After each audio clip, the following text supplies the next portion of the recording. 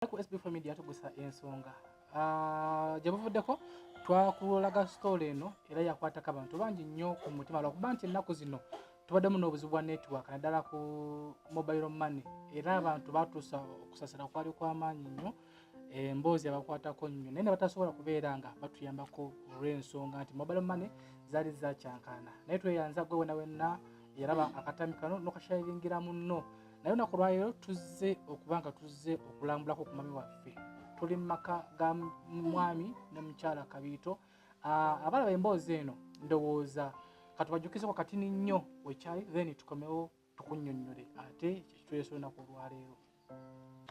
Amannya nze Namudumeeri Kabiito nga ntudde ku kyalo Kakunyu mu luka gw'Enkoni mu Gombola Kingo mu disitulikiti y'e Lwengo.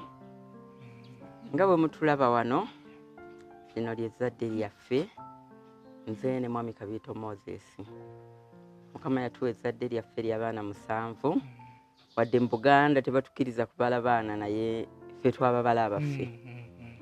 Omwana waffe yasooka alyokke ne kuddako omulenzi waffe oyo omulungi gwe mulaba Emedi Kagolo ali 35 ne kuddako banne babiri balyokke ne kuddako omukyalo oyo Hajara Nabukenya kati ali 28 ne kuddako Hassan Kabiito is 26 last born waffe yafa mu 2019 ono baby Michael tate we yamusuula mu ddwaliro evviira Maria musajja watunduzanga naye bimusobedde oluvannyuma lw'okwawukana ne mukyala we yamuleeta mu ddwaliro evviira ng'alingazze okunona eddagala naye dokita bwe yamugamba nti omwana ono yeetaaga musaayi gwe baali tibalina mu Buddo yamuwa amagezi amutwale ekitovu oba mu Masaka Regional Referral Hospital. Ndowooza musajja atu byamusobera n'akwata omwana n'amuteeka mu kisiikirize ky'omuti ne yeeyongerayo. Abaami amaka mangi gasattulukuse lw'abaana bano. Barelatives ne bavuma, barelatives ne baseka, community neeyogera byonna byeyagadde nti Illuminati oyo ye yakola ekyo, ti family planning ze zaakola ekyo, nti anti babba, ti anti baakola ki, byonna ne babyogera ne babiteekawo. Nyamwe mwaguma. Kati bwesiguma mba neerimba. Oyagala toyagala oyina kuguma.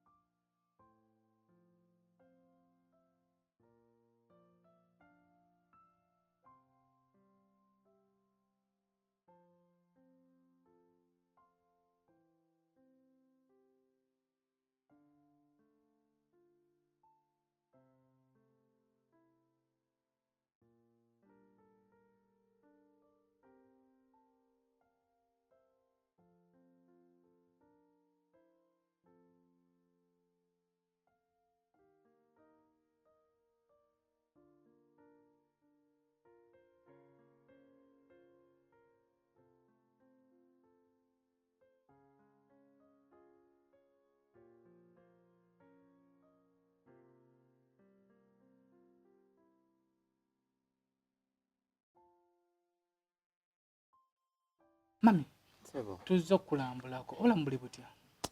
Mwana nga obulamu bwakyankalanamu.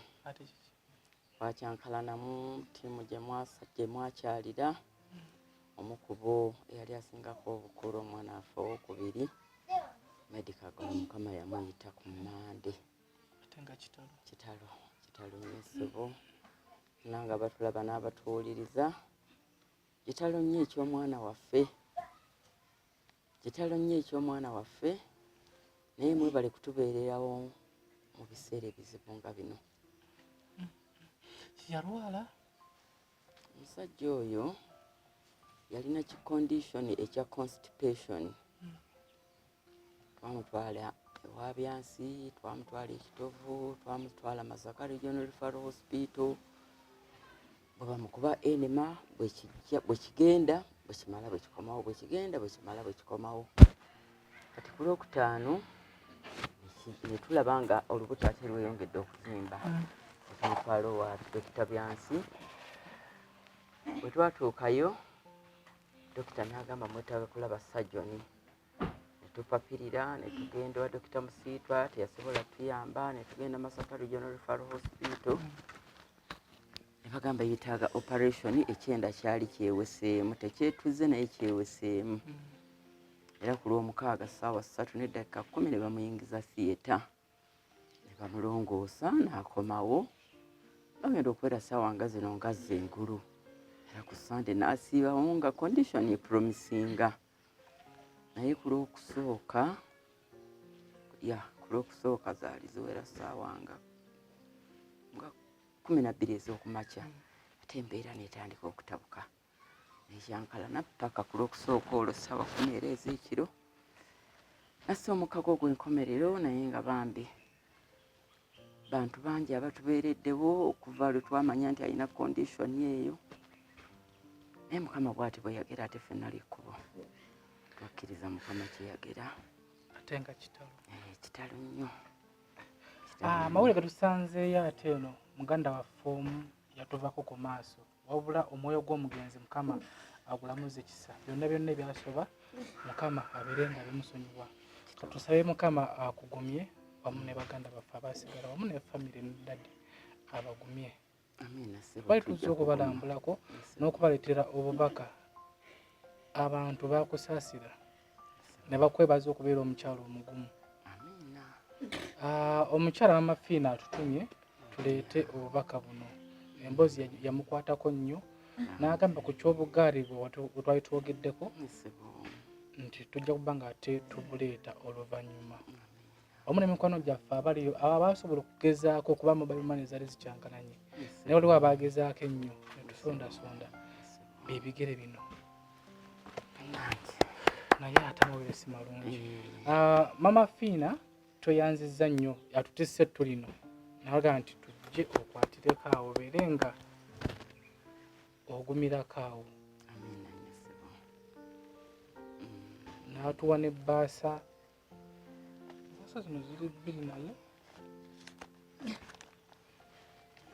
N'atuwa n'ebbaasa eno tugikuwe.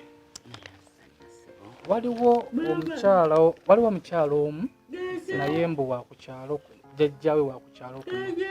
Era ngambye we nkunnyonnyola osobola okutegeera. Yaŋŋambye nti we mukunnyonnyola jjajjaawe bamuyita Donoziyo wa ku kyalo kuno. Donoziyo Luwaga. Muzzukulu. Naye tali buno. Ye ali musizeewe nga nti ebbaasa eno ngikuwe. Naye abalungi. Naye ng'ate mawulire mabi. Tusabe Mukama akugumye. Mukulu akulembedde ttiimu. Olwange, olwa famire yange, ku lw'abaana bonna be tulabirira abali wano n'abali eyo mu community, ntwala omukisa guno okusooka okwebaza mmwe aba televisioni ekyannemye okukwata erinnya SB4 olw'omulimu ettendo gwe mukolera abantu abali mu mbeera eringa ey'abantu mukyala Kabiito baalabirira. Bannange buli omu gy'ali mu myaka gye mu ddaala lye omutono n'omunene, mwebale. Kino kye mukola ffe bwe mukikolera tetulina bwe tusobola basasula. Okuggyako tusaba Mukama atuwe amaanyi n'obujjumbize tubateekenga mu ssaala. Mukama ayongere obbakozesa. Amiina. Mu ngeri ey'enjawulo neebaza Mama Fiina gw'oyogedde maama. Mukama bw'aba nsaasidde n'enfuna akadde n'embeera ku TV by coincidence n'enkugwikiriza, nkulaba ng'oyamba abantu. Naffe tuli bannamukisa olwaleero okulaba nti tugabanye ku ntuuyo zo. Nyabo weebale nnyo, weebalire ddala, Mukama akikubalire. Omwana waffe muzzukulu wa mukadde Donoziya Luwaga oba mukulu Luwaga Donoziya, kyemmanyi with the time njagenda nkutegeera. naye bambi weebale nnyo ssebo oba nnyabo weebalire ddala nnyo nnyo nnyo nnyo tweyanziza nnyo bannange tulino lye mututisse lijja kukkakkanya ku bulumi bwe tulina kubanga ate bw'oba okaaba ng'okaabira omufu fe abaliwo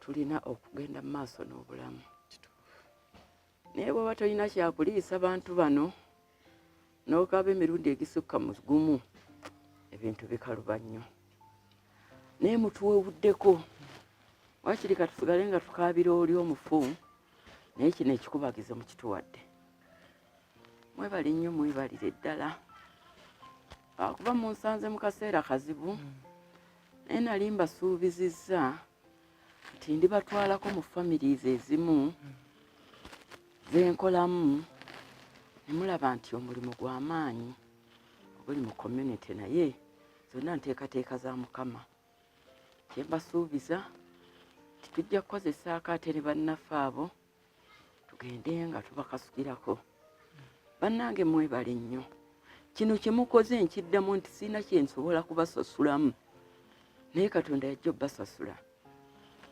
badde ndi wano nga ndi mukaaba ate ne batubuulira ne batubikira nti waliwo omwana abaana abo tubayita orphans and other vulnerable children omwana ali mu HIV affected family ekitongole ekyaffe ekyakakunyu Parent Support Association for Children with Special Needs in partnership with Rakai Health Sciences Program omwana ono bambi tubadde tumuweerera afune vocational skills mu bwamakanika naye baatubikidde toza ku makya lwe mbitegedde nti omwana yabadde atwalira taata we emmere taata yasooka n'afuna akisidenti naye n'agitebuka kati omwana ssaawa 12 ez'eggulu yabadde amutwalira emmere motoka n'emukubirawo enkoni kumutuusa emulago ng'afudde kakati basitaafu bange babadde bacoordinatinga mbabuuza bange mukubire ku bantu okuziika kwa ssaawa mmeka wadde tuli mu bino